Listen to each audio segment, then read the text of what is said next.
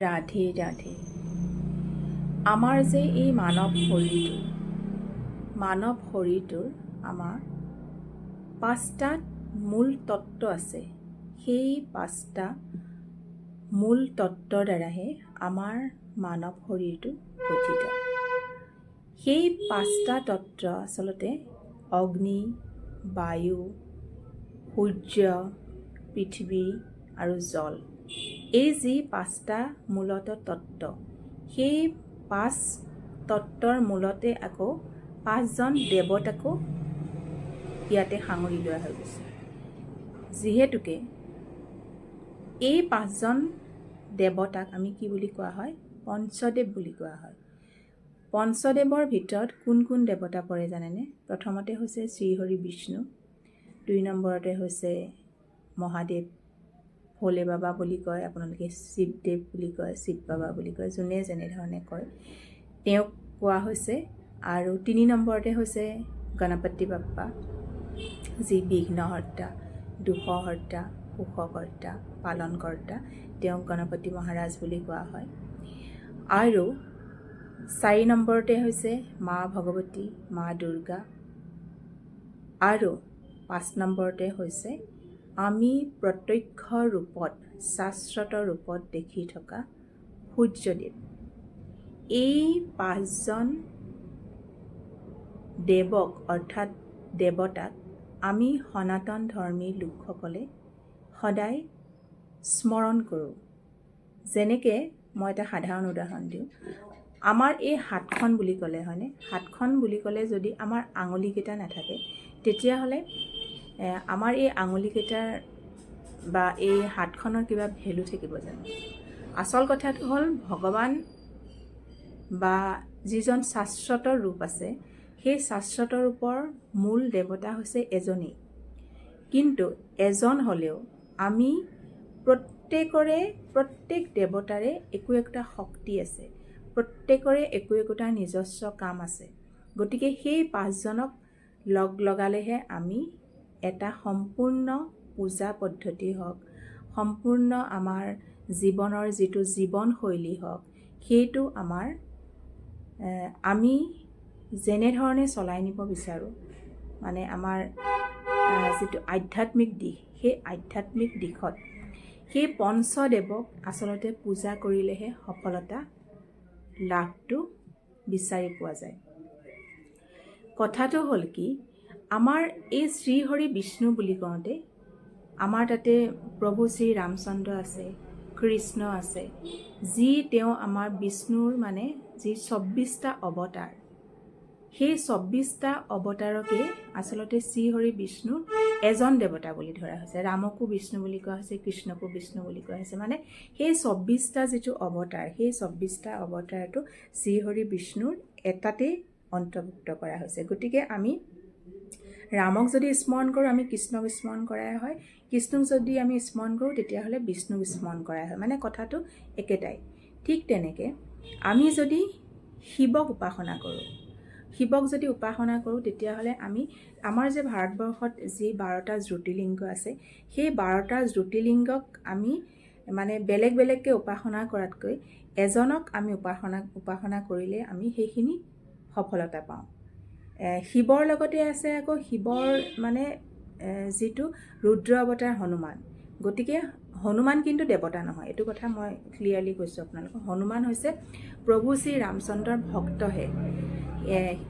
গতিকে হনুমানে কি ভাল পায়? হনুমানে ৰামৰ নামটো ল'লে বেছি ভাল পায়, কৃষ্ণৰ নাম ল'লে হনুমানে বেছিকৈ ভাল পায়। কাৰণ সেইটো হৈছে বিষ্ণুৰে অৱতাৰ, কৃষ্ণ হৈছে ৰামৰে অৱতাৰ। গতিকে হনুমান মানে যিহেতুকে ভক্ত, হনুমানৰ মানে আমি কৃপাপ্ৰাপ্ত হ'ব লগা হ'লে ৰাম নামটো আমি সদায় জপ কৰিব লাগে, ৰামৰ স্তুতিবিলাক গাব লাগে, ৰামৰ আৰাধনা কৰিব লাগে। গতিকে হনুমানক সেইটো দেৱতা হিচাপত ধৰা নহয়, তেওঁ এজন হৈছে ৰামৰ প্ৰভু শ্ৰী ৰামচন্দ্ৰৰ ভক্ত ৰূপতহে আমি তেওঁক পূজা কৰোঁ বা তেওঁক আমি শ্ৰদ্ধা কৰোঁ। যিখিনি সন্মান দিব লাগে আমি সেইখিনি সন্মান দিওঁ। আৰু হনুমানেও তেওঁ নিজৰ ইষ্টদেৱক বা প্ৰভুক সন্মান দিলেহে তেওঁৰ কিন্তু কৃপাদৃষ্টি আমি হনুমানৰ পৰা কৃপাদৃষ্টিখিনি পাওঁ। গতিকে হনুমান মই কৈছোঁ ক্লিয়াৰলি, হনুমান দেৱতা নহয়, হনুমান কিন্তু আমি আৰাধনা কৰোঁ এজন কি হিচাপে, এজন প্ৰভু শ্ৰী ৰামচন্দ্ৰ ভক্ত হিচাপেহে আৰাধনা কৰোঁ। কাৰণ হনুমানে যিটো ভাল পায়, ৰামৰ স্তুতি গীত মাত ৰাম নাম জপটো যিহেতুকে ভাল পায়, আমি ৰাম নাম জপৰ দ্বাৰাহে হনুমানৰ কৃপাটো আমাৰ জীৱনত আমি পাওঁ।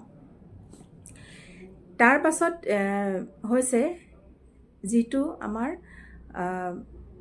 যিগৰাকী আমাৰ নেকি মা দুৰ্গা, মা দুৰ্গাৰ আমাৰ যিটো শক্তি, আমাৰ যে মা দুৰ্গাৰ নৱদুৰ্গা হয়, মানে 9গৰাকী দেৱীৰ যেনেকৈ আমাৰ নৱৰাত্ৰিটো পালন কৰা হয়, সেই 9গৰাকী দেৱীৰ আৰাধনা মা দুৰ্গাতে পৰে।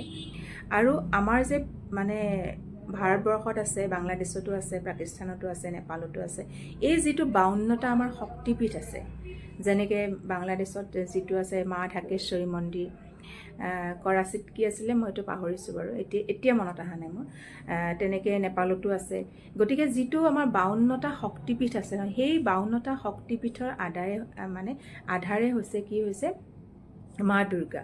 গতিকে মা দুৰ্গাক যদি আমি স্মৰণ কৰোঁ, তেতিয়াহ'লে সেই 52খন শক্তিপীঠৰ, যেনেকৈ আমাৰ অসমত আছে মা কামাখ্যা, গতিকে সেই তেনেগৰাকী য'ত মানে মাৰ মানে নিবাসস্থল, আৰু সেই নিবাসস্থলৰ অধিষ্ঠাত্ৰী দেৱীয়ে হৈছে মা দুৰ্গা। আৰু মা দুৰ্গাক যদি আমি এগৰাকীকে পূজা কৰোঁ, তেতিয়াহ'লে গোটেই 52টা শক্তিপীঠৰ পূজাখিনি আমি মানে সমানে লাভ কৰিব পাৰিম। সকলোৰে বেলেগ বেলেগ প্ৰচেছ থাকে, কিন্তু মই মানে আচল তত্ত্বটোৰ কথাহে কৈছোঁ, শাস্ত্ৰগত যিটো তত্ত্ব, আমি যি পঞ্চদেৱৰ কথা মই কৈছোঁ যে পঞ্চদেৱক আমি মানে কেনেধৰণে আমি পূজা কৰিলে হয়, নে বেলেগ বেলেগ ধৰণে কৰিলে হয়, কিন্তু এগৰাকীয়ে এই মা দুৰ্গাৰ লগত আকৌ কি আছে জানেনে, মা সতীও আছে ইয়াতে, মা সতীয়ে হয়, যেনেকৈ মা কামাখ্যা এইটো সতীয়ে হয়, মানে এইটো বেলেগ বস্তু নহয় যে আমি দুৰ্গাক পূজা কৰিলোঁ, মা সতীক বা পাৰ্বতীক পূজা নকৰিলোঁ, সেইটো নহয়, বস্তু একেটাই, মানে তেওঁলোক একেটাই আদি শক্তি। সেই মা আদি শক্তিটো মানে যিহেতুকে বায়ু তত্ত্বৰ লগত জড়িত হৈ আছে, সিঁচৰিত হৈ আছে, গতিকে সেই শক্তিৰ পৰা আমি কি পাওঁ, আমি এটা বহুত ডাঙৰ আমি উৰ্জা পাওঁ। মাৰ মানে যিটো আদ্যা শক্তি ন, সেই আদ্যা শক্তিৰ যিটো শক্তিটো, সেই যিমানখিনি আপোনালোকে শক্তিপীঠত গৈ মানে অৰ্জন কৰিব পাৰে, সেই এগৰাকী হিচাপত যদি আমি মানে পূজা কৰোঁ বা ধ্যান কৰোঁ, তেতিয়াহ'লে সেই একেখিনিতে আমি মানে ফলটো পাম। আৰু সেই মাৰ যিটো দুৰ্গা, সেই দুৰ্গাৰ ৰূপত আকৌ কি আছে, ৰাধাৰাণীও আছে তাতে একেটা শক্তিতে, আৰু সেই একেটা শক্তিতে আছে মাতা সীতাও। গতিকে এগৰাকীক যদি আমি মা দুৰ্গা স্বৰূপত যদি আমি মানে পূজা কৰোঁ, তেতিয়াহ'লে কি কয়, ৰাধাৰাণীও আমি কৃপা পাম, মা দুৰ্গা, মা পাৰ্বতী, মা ভৱানী, মা ত্ৰিপুৰা সুন্দৰী, যিমানবিলাক আছে আৰু মা কামাখ্যা আৰু মা সীতা, এই সকলোবিলাকৰে আমি মানে কৃপা সেই মা দুৰ্গাতে আমি পাম। গতিকে মাটো মানে মায়ে হয়, আৰু তেওঁ যেনেকৈ ভক্তক দিবলৈ সদায় মানে বিচাৰি থাকে, ভক্তই যেনেধৰণে বিচাৰে তেনেধৰণে দিবলৈ সদায় মানে মাৰ সেই কোমল অন্তৰখনে সদায় কিবা এটা নহয় কিবা এটা ভক্তক দিবই বিচাৰি থাকে। গতিকে আমি বিচৰা ধৰণটো আমাৰ কেনেকুৱা, সেইটোৰ ওপৰত নিৰ্ভৰ কৰিয়ে আমাক মায়ে মানে যেনেধৰণে আমাক পাব লাগে, আমি যি ধৰণে আমি ফল পাব লাগে, তেওঁ তেনেধৰণেই দিয়ে। তাৰ পাছত তেওঁৰ পিছত আহিলে আমাৰ গণেশজী হৈছে কি, তেওঁ আমাৰ পৃথিৱীৰ যিটো তত্ত্ব, সেই পৃথিৱী তত্ত্বটোক মানে গণেশজী আমাক বিঘ্নহৰ্তাৰ ৰূপত, দুখহৰ্তা, সুখকৰ্তা, মই কৈছোঁৱেই, আমাৰ বাধা বিঘিনি হৰণ কৰাৰ যিটো আমাৰ জীৱনৰ সকলো তেওঁ দুখ কষ্ট হৰণ কৰি লৈ যায়, যিহেতুকে তেওঁ দুখ সুখৰ হৰণ কৰোঁতা। গতিকে ভক্তৰ সকলো দুখ কষ্ট তেওঁ নিশ্চয় হৰণ কৰেই, যোনে যেনেধৰণে বিচাৰে তেওঁক তেনেধৰণে লাভ কৰি আহিছে আৰু ভৱিষ্যতলৈকে কৰিব। গতিকে এই যিটো আমাৰ পঞ্চদেৱৰ ভিতৰত পৰে, গতিকে আমি গণপতি বাপ্পাৰ অবিহনে আমি সনাতন ধৰ্মী লোকে কোনো ধৰণৰ এটা পূজা আমি সফল কৰিব নোৱাৰোঁ। মানে আমি যদি সনাতনী ধৰ্মৰ মতে যদি আমি কিবা এখন পূজা কৰোঁ, তেতিয়াহ'লে আমাৰ এই পঞ্চদেৱক প্ৰয়োজন আছে, যিহেতুকে পঞ্চতত্বৰ লগত নিহিত হৈ আছে। গতিকে এই পঞ্চতত্বৰ পঞ্চদেৱক আমি পূজা কৰাটো অতিকে জৰুৰী। তাৰ পাছত আহিলে যিজন নেকি শাশ্বত ৰূপত আমি দেখি আছোঁ, সেইজন হৈছে সূৰ্যদেৱ। সূৰ্যদেৱে হৈছে একমাত্ৰ এজন দেৱতা, যিজনক নেকি আমি প্ৰত্যক্ষ আৰু স্বচক্ষুৰে আমি প্ৰতিদিনেই ৰাতিপুৱা শুই উঠাৰ পৰা সূৰ্য উদয় হোৱাৰ সময়ৰ পৰা সূৰ্য অস্ত যোৱাৰ সময়লৈকে আমি তেখেতক দেখি আহিছোঁ। সেই সূৰ্যদেৱক আকৌ প্ৰতিনিধিত্ব কৰিছে এটা অগ্নি, যিটো পাঁচতত্বৰ মূল, সেইটো অগ্নিদেৱে প্ৰতিনিধিত্ব কৰিছে। আৰু সূৰ্যদেৱ হৈছে কি আমাৰ এজন তেজস্ক্ৰিয় এটা প্ৰতীক, তেজৰ ভাৱ উৎপন্ন কৰা আমাৰ শৰীৰৰ এটা প্ৰতীক।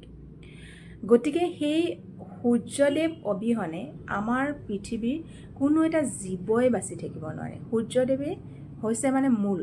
ইয়াত আকৌ এটা কথা আছে যে সূৰ্যতে কিন্তু গোটেইকেইজন দেৱৰে সৃষ্টি আছে। যিহেতুকে আমাক পৃথিৱীলৈ পঠাইছে, বা আমি যে এটা জীৱ, এই জীৱটো আমাক কোনে পঠাইছে বুলি আমি ভাবোঁ যে আমাক ভগৱানে পঠাইছে, হয়নে? কিন্তু সেই ভগৱানজন কোন? সেই ভগৱানজন কোন ভাবকচোন। ভগৱানে পঠাইছে, ঈশ্বৰে পঠাইছে। আমাক কোনে পঠাইছে জানেনে? ইয়াত যে আমি যে জীয়াই যে আছোঁ, অকল মানুহ বুলি নহয়, পশু পক্ষী জীৱ জন্তু, আমি যে ইয়াত যে বসবাস কৰি আছোঁ, কিহৰ কাৰণে আছোঁ? আমি একমাত্ৰ সূৰ্যৰ কাৰণে আছোঁ। যদি সূৰ্যৰ প্ৰভাৱ নপৰিলেহেঁতেন, তেতিয়াহ'লে পৃথিৱীত কোনোবা জীৱ জীয়াই থাকিব পাৰিলেহেঁতেননে? কোনো নোৱাৰে। সূৰ্য পোহৰ অবিহনে পৃথিৱীত জীৱৰ বসবাসেই অসম্ভৱ। গতিকে সূৰ্যদেৱেই হৈছে একমাত্ৰ দেৱতা, যিয়ে নেকি এটা জীৱ এই সংসাৰত জীয়াই থাকিবৰ কাৰণে আমাক অৱদান দিছে। যি একোটা ইউনি বুলি কোৱা হয়, আৰু ইউনিৰ পৰা আমাক প্ৰেৰণ কৰি বেলেগ এটা ইউনিলৈকে আমাক পঠিওৱাৰ সেই যিটো পদ্ধতি, এই পদ্ধতিটো একমাত্ৰ আমাক সূৰ্যদেৱে কৰিছে। আমি কি কৈছে, এটা কালচক্ৰৰ পৰা ওলাই আহি আমি আন এটা কালচক্ৰত যেতিয়া পৰোঁ এই বিশ্ব ব্ৰহ্মাণ্ডত, তেতিয়া আমাক কোনে সহায় কৰে? কোনে প্ৰতিনিধিত্ব কৰি আছে? আমাক সূৰ্যদেৱে প্ৰতিনিধিত্ব কৰি আছে। যিটো নেকি আমাৰ 5টা যে কৰ্মেন্দ্ৰিয় আছে আৰু 5টা যে জ্ঞানেন্দ্ৰিয় আছে, এই 5টা কৰ্ম ইন্দ্ৰিয় আৰু 5টা জ্ঞানেন্দ্ৰিয়, এই যে 10টা, এই 10টা ইন্দ্ৰিয়ক আমাক কোনে শক্তিশালী বা কোনে প্ৰভাৱান্বিত কৰি ৰাখিছে জানেনে? একমাত্ৰ সূৰ্যদেৱে। গতিকে সূৰ্যদেৱ যদি নাথাকে, পৃথিৱীৰ কোনো প্ৰাণীয়ে জীয়াই নাথাকে। সেইকাৰণে মই সকলোকে কওঁ যে আপোনালোকে ৰাতিপুৱা যেতিয়া উঠে, সোনকালে উঠি সূৰ্যদেৱক সদায় জল অৰ্পণ কৰিব লাগে। কাৰণ তেওঁৱেই হৈছে একমাত্ৰ দেৱতা, যিয়ে নেকি আমাৰ জীৱনৰ সম্পূৰ্ণ আমাৰ জীৱন ধাৰণ প্ৰক্ৰিয়া তেওঁৰ দ্বাৰাই আৰম্ভ হয় আৰু তেওঁতে সমাপ্ত হয়। এটা কথা ঠিক, আমি জন্ম হৈছোঁ, ঈশ্বৰে আমাক পঠিয়াইছে। ঈশ্বৰ এতিয়া আপোনালোকক মই কথাটো বুজাই দিছোঁ। কোন ঈশ্বৰে পঠিয়াইছে আমাক জানেনে? সূৰ্যদেৱে পঠাইছে। সূৰ্যদেৱে এই কাৰণেই পঠাইছে বুলি কৈছোঁ, কাৰণ সূৰ্যতে এই যে শিৱ, বিষ্ণু, গণেশ, মা, এই গোটেই 4জন নিহিত হৈ আছে অকল সূৰ্যদেৱত। কাৰণ তেওঁৱেই হৈছে সৃষ্টি, আৰু আমাক যেনেকৈ সৃষ্টি কৰিছে মানুহ ৰূপত, আমি যেনেকৈ এতিয়া জীয়াই আছোঁ, আমি অন্তকাৰ কোলাত হ'ম জানেনে? এই সূৰ্যৰ কোলাতেই আমি আমাৰ জীৱনৰ অন্তিম সময়খিনি আমি শেষ কৰিম। গতিকে তেওঁৱেই এজন শাশ্বত, তেওঁৱেই এজন স্বৰূপৰূপী আমাৰ আছে। ইয়াত আমি দেখি থকা এজন দেৱতা তেওঁৱে আছে। বাকীবিলাককতো আমি কি এটা মনেৰে ভাবোঁহে, কিবা এটা শক্তি এটা আছে, কিবা এটা আছে বুলি আমি ভাবোঁহে, কিন্তু দেখি থকা দেৱতাজনে হৈছে সেইজন একমাত্ৰ সূৰ্যদেৱ। গতিকে ৰাতিপুৱা উঠি আপোনালোকে সকলোৱে জল অৰ্পণ